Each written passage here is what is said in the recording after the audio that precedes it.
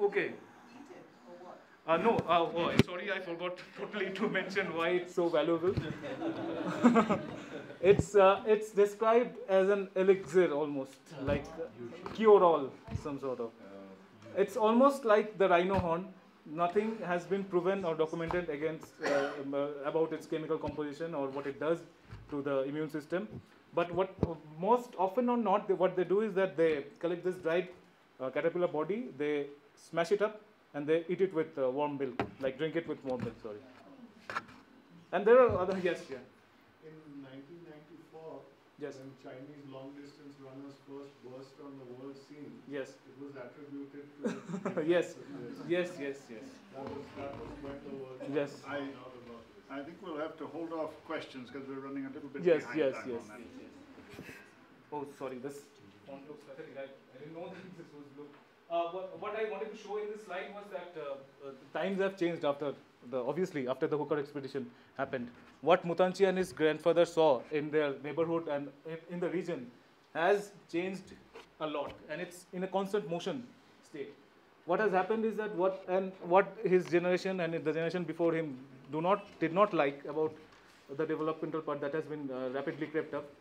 The deforestation and encroachment has blown out of proportion in some parts of the eastern Himalayas, especially in smaller states like Sikkim. Because the area is only 7,000 square kilometers, there is only a finite number of population growth that it can support. And it has crossed that limit like 5 years back.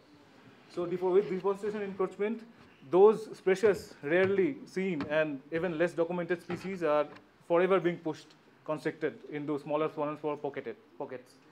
Effects on global warming and climate change, though nothing exists on paper, no conclusive study has been done, but throughout our field surveys, what we've seen is that strain 6 have started happening. Rhododendrons have started flowering in February, whereas previously it was only flowered in April, late March and April. Something called the Himalayan alder, Alnus, it also is found here. That used to be found in only the lower subtropical valleys in 5,000, 6,000 feet. It is now found at altitudes from 8,000 to 9,000 feet in North Sikkim. So small localized effects have started taking place. And obviously glacial retreat is everywhere in the higher Himalayas.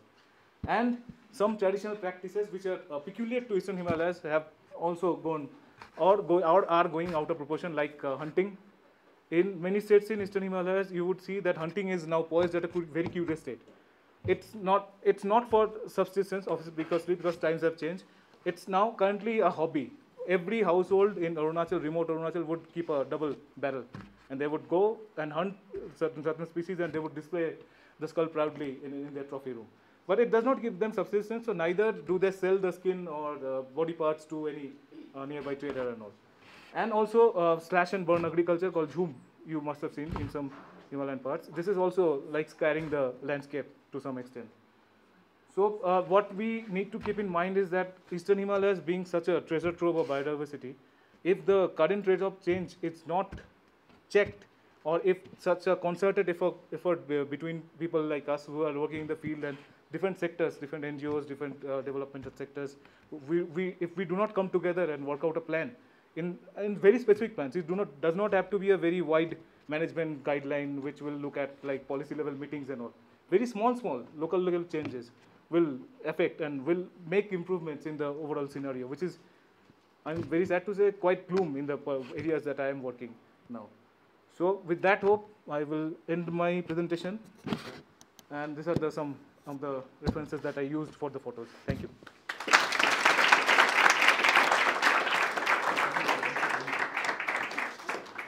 Thank you very much, Rajarshi.